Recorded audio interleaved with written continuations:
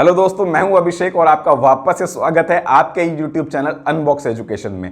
आज के इस वीडियो में हम बात करेंगे बीएससी नर्सिंग कोर्स के बारे में। बीएससी नर्सिंग कोर्स का कंप्लीट डिटेल कवर करेंगे।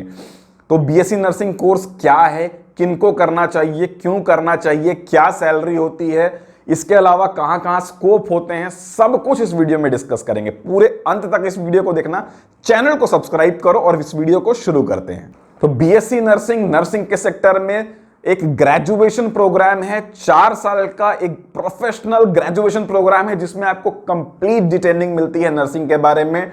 और इसमें किनको करना चाहिए ये बीएससी नर्सिंग? जिनका नर्सिंग सेक्टर में इंटरेस्ट है, जिनका हेल्थ केयर सेक्टर में इंटरेस्ट है, जिनको मानवता की सेवा करने में इंटरेस्ट है, जिनको नोबेल प्रोफेशन में जाने का इंटरेस्ट है, क्योंकि डॉक्टर के बाद सबसे इंपॉर्टेंट नर्सेस होती हैं। तो अगर आपको इंटरेस्ट है इस सेक्टर में तो आप नर्सिंग कोर्स ऑप्ट कर सकते हो। और बीएससी नर्सिंग क्यों ऑप्ट करना चाहिए? बिकॉज बीएससी नर्सिंग ही एक ऐसा कोर्स है जिसमें आपको गवर्नमेंट और प्राइवेट दोनों जॉब की अपॉर्चुनिटी होती है। फायदा जानना जरूरी है, क्योंकि आपको कोर्स के बारे में क्या फायदा है उसका वो पता चलेगा तो आपको उसमें इंटरेस्ट आएगा। तो एक वाइडर स्कोप है, हर तरह के जॉब अपॉर्चुनिटी आपको खुल जाती है। दूसरा, आप बीएससी नर्सिंग के बाद एमएससी नर्सिंग भी कर सकते हो, या फिर आप पीजी इन हेल्थ मैनेजमेंट भी कर सकते हो, जो कि एएनएम या जीएनएम जो नर्सिंग के शॉर्ट टर्म कोर्स हैं उसको करने के बाद आप नहीं कर सकते। इसके अलावा कई तरह के ऐसे प्रोफाइल हैं जो बीएससी नर्सिंग के बाद ही ओपन होते हैं। तो चलो जान लेते हैं नर्सिंग कितने तरह के होते हैं। नर्सिंग 2 तरह के हैं, एक तो बीएससी बेसिक नर्सिंग है, एक बीएससी पोस्ट बेसिक नर्सिंग है। पोस्ट बेसिक नर्सिंग कौन से लोग कर सकते हैं? जो ऑलरेडी 12th में फिजिक्स, केमिस्ट्री, बायोलॉजी के साथ पढ़े हैं और उन्होंने जीएनएम भी किया हुआ है। अगर जीएनएम किया हुआ है तो RN registered nurse, registered midwife, आपको रजिस्टर्ड स्टेट बोर्ड पे आपको रजिस्टर्ड होना चाहिए नर्सिंग काउंसिल से, तो आप बीएससी पोस्ट बेसिक कर सकते हो बीएससी नर्सिंग का, और वो 2 साल में। बीएससी नॉर्मल जो बीएससी नर्सिंग है वो 4 साल का प्रोग्राम है, और बीएससी पोस्ट बेसिक जो प्रोग्राम है वो 2 साल का प्रोग्राम है। बट वो वही लोग कर सकते हैं जिन्होंने ऑलरेडी जीएनएम करके रखा है। तो मैक्सिमम स्टूडेंट क्या करते हैं, वो 4 ईयर का नर्सिंग प्रोग्राम ही ऑप्ट करते हैं, क्योंकि 12th के बाद वो ऑप्ट करते हैं। कौन लोग ऑप्ट कर सकते हैं? जिनका 12th में साइंस हो और साइंस में भी फिजिक्स, केमिस्ट्री, बायोलॉजी हो। फिजिक्स, केमिस्ट्री, मैथ्स नहीं चलेगा, फिजिक्स, केमिस्ट्री, बायोलॉजी हो।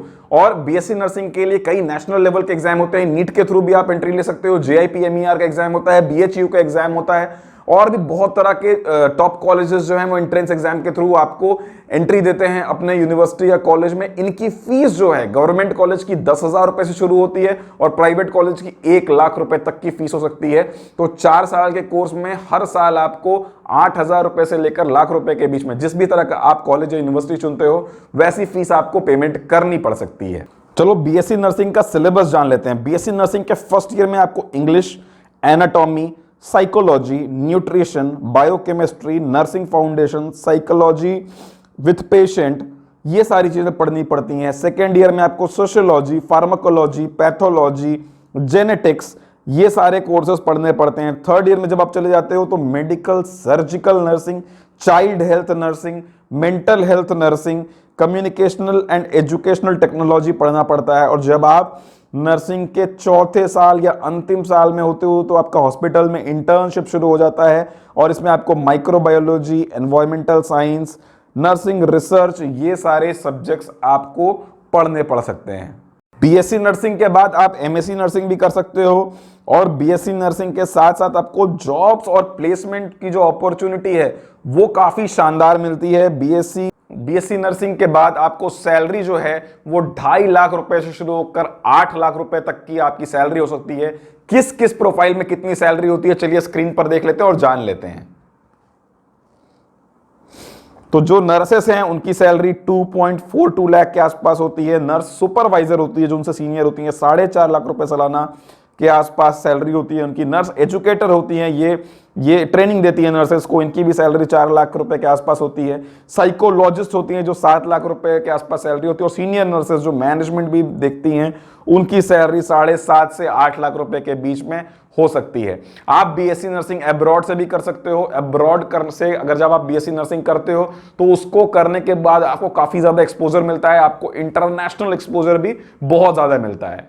बीएससी नर्सिंग करने के बाद नर्सेस कहां कहां प्लेस हो सकती हैं, कौन कौन से हॉस्पिटल में इनको अपॉर्चुनिटी मिलती है, जैसे अपोलो है, फोर्टिस है, मेदांता है, कोलंबिया एशिया हॉस्पिटल है, वर्कहार्ट है, global hospital, max hospital, Manipal hospital जैसे बड़े ब्रांड में इनको चांस मिल सकता है। तो अब मैं फटाफट से आपके कुछ सवालों का आंसर कर दूं। क्या आपको नीट देना होगा बीएससी नर्सिंग के लिए? नहीं, ये जरूरी नहीं है। नीट के थ्रू भी आपका एडमिशन हो सकता है, लेकिन विदाउट नीट भी हर अच्छे कॉलेज यूनिवर्सिटी का अपना एंट्रेंस एग्जाम होता है, उसके थ्रू भी आप बीएससी नर्सिंग में एडमिशन ले सकते हो।